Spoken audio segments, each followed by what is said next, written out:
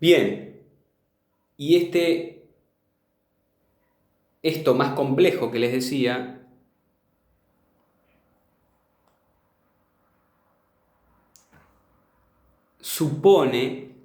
tiende a ser cada vez más estable este equilibrio, ¿no?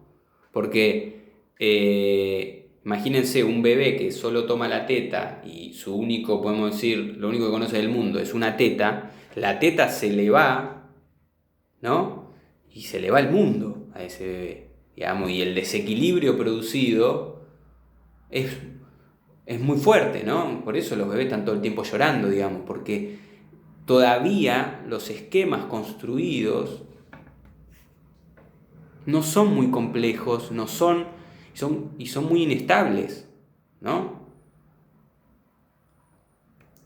Por ejemplo, ¿por qué cuando un bebé se le va una teta, digamos, se le va la teta, se le va el mundo?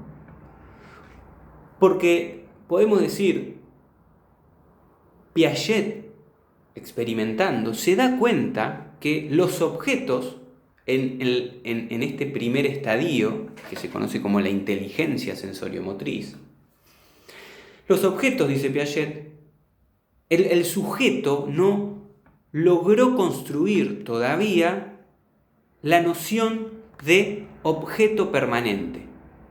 Es decir, ¿qué quiere decir esto? Que los objetos existen en el mundo y tienen permanencia en el mundo independientemente del sujeto, ¿no? Es decir, que lo que dice Piaget es, el objeto existe en este estadio en el punto en que el sujeto interactúa motrizmente, sensoriometrizmente con ese objeto, ¿no? La teta existe en el punto en que el sujeto la toca, la agarra, la chupa, digamos, la ve, ¿no? Ahora, hagan la prueba a un bebé muy chiquito que quizás ve un objeto, por ejemplo la lapicera, se lo sacan de la vista. Si es muy chiquito, no va a seguir el recorrido de la lapicera y va a ver dónde te metiste la lapicera.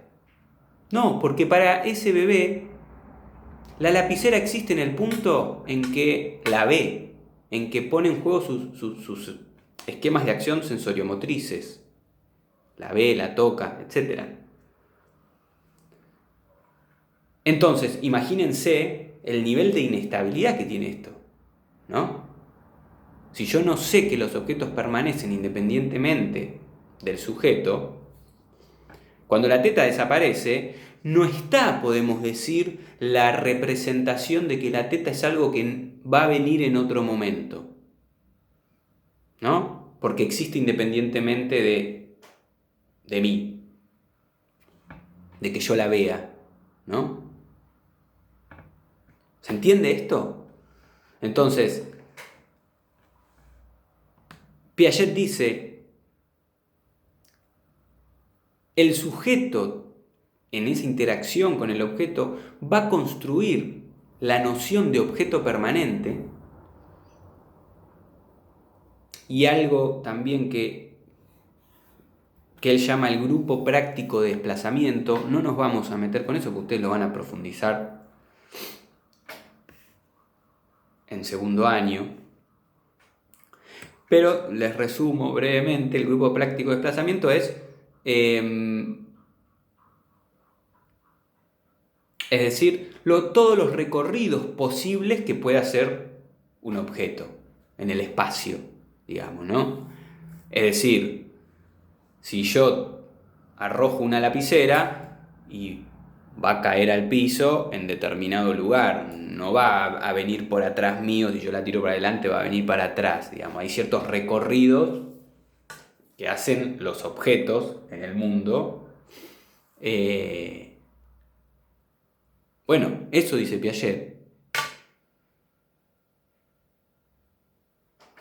Es algo a construir, digamos, no está desde el vamos, ¿no?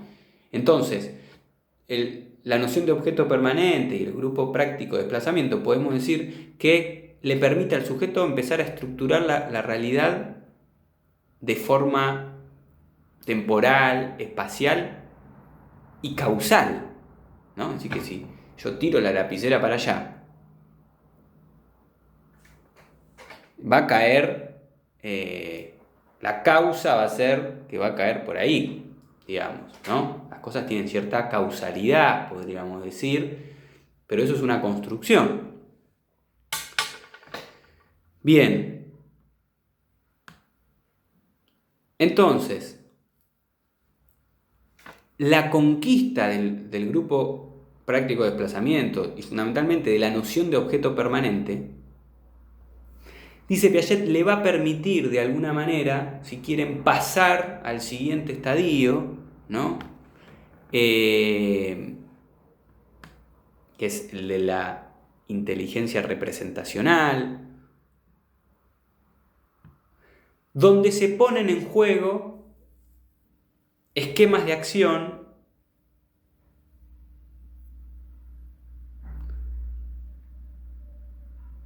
interiorizados.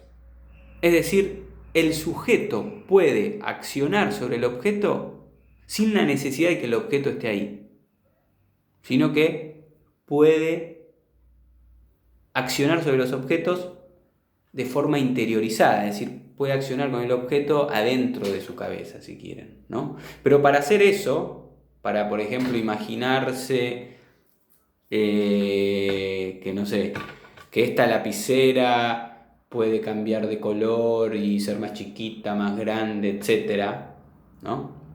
Estoy inventando, digo. Para poder hacer eso y poder tener la idea de lapicera dentro de la cabeza, primero, dice Piaget, el sujeto tuvo que haber construido la noción de objeto permanente, es decir, que la lapicera existe en el mundo por fuera de mí. Y una vez que yo puedo hacer eso, puedo después pensar en la lapicera. ¿Se entiende? Esto le permite a Piaget decir que en este estadio es donde fundamentalmente se desarrolla la función simbólica, porque los esquemas que se ponen en juego son esquemas representativos. Es decir, el sujeto puede representar el mundo simbólicamente, ¿no? Es decir, y eso permite desarrollar, y eso es el lenguaje, digo, y eso permite hablar. Uno puede hablar, y yo puedo decir ahora, puedo hablarles de una langosta, se me ocurrió langosta, digo, ¿no? Sin necesidad de que esté la langosta acá, justamente, puedo hablar de la langosta porque puedo representar simbólicamente a ese objeto que no está ahora acá, pero yo sé que existe independientemente de mí, y eso lo puedo hacer porque representa el sujeto el mundo. Para Piaget, en este estadio, puede representar el mundo. ¿Qué es representar? Volver a presentar, podemos decir, la cosa, el objeto, en un plano simbólico, ¿no? En una representación. Bien, y esto desarrolla fundamentalmente el habla, ¿no? Pero el lenguaje en general, el juego simbólico, bueno, etcétera. Cuestiones que no nos vamos a meter, pero que son muy interesantes.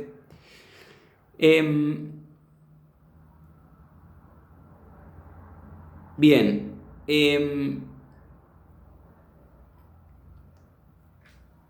me voy a meter muy brevemente en lo que es el periodo preoperatorio. Perdón, esto que les dije se conoce como el periodo representacional o preoperatorio. Preoperatorio porque está referido al que le va a venir, el tercero, que es el operatorio.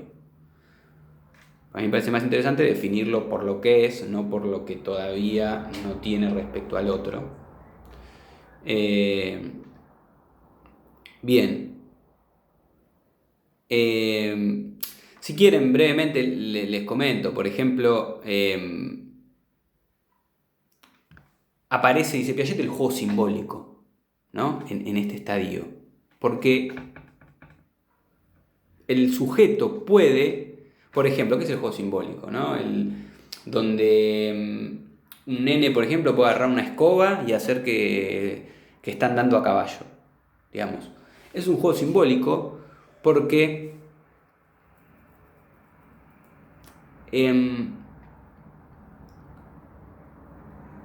la escoba representa otra cosa, ¿sí?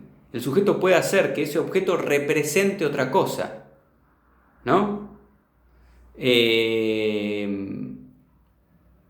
Fíjense la complejidad de esto, ¿no? Porque el sujeto no solo sabe que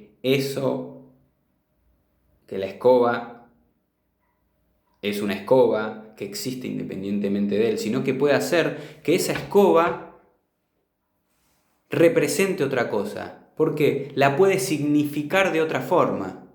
¿Sí? A esto que refería al principio de lo que es la significación que hace el sujeto. El sujeto significa ese objeto de otra forma, digamos, ¿no? Y hace que es un caballo, digamos. Un sujeto en el periodo anterior de la inteligencia sensoriomotriz no podría desarrollar el juego simbólico porque no puede traer en su cabeza la idea de caballo si no tiene al caballo ahí. Por eso no puede desarrollar juego simbólico. A lo sumo puede agarrar la escoba y nada más, digamos. No puede hacer ese juego simbólico. Bien, brevemente les quisiera comentar el periodo operatorio y con eso ya estaríamos.